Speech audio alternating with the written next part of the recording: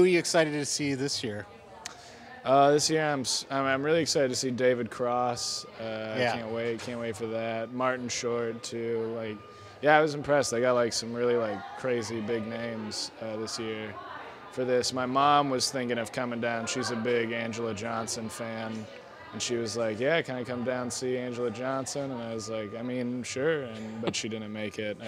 Thankfully, I think if my show was at the same time as Angela Johnson's show, I think my mom would have gone to Angela Johnson's show over mine for sure.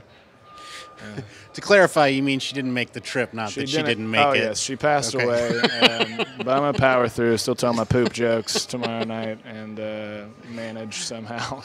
That was going to be my next question is, have your parents seen you do stand-up? They've seen a video of me doing stand-up, and my dad's reaction, he loved it because he's kind of I don't know, I think he always thought I was kind of a weird, nerdy, shy guy, and my dad, he was a football player, and so seeing me kind of get on stage and be confident and talk about just, more graphic stuff than he's used to hearing me say, he was kind of yeah, Andrew's cool now. And then my mom was obvious. She thought it was funny, but she was kind of I don't like seeing you say that stuff. Right. The language. Stuff like that. It's always the language. Yeah, definitely. Have you played many clubs outside of Austin? I did this summer. Me and some friends, fellow comedians, we did a tour of Texas, Oklahoma, and Kansas, just touring around doing places there, and it was a blast. There were some really bad shows, but some really good ones. We did a show at a karaoke bar, but it was so the owner wants it to be a sports bar. The people who go there only want to ever do karaoke.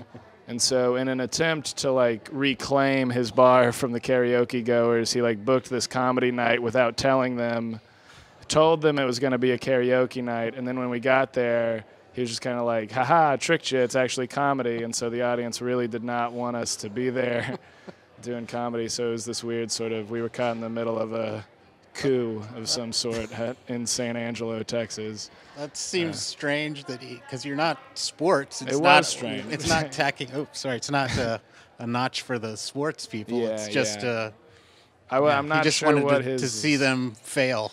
Yeah, it was very petty. It was very much just he didn't want them to have a good night, and we were sort of the tools by which he ruined their evening. Did you win them over?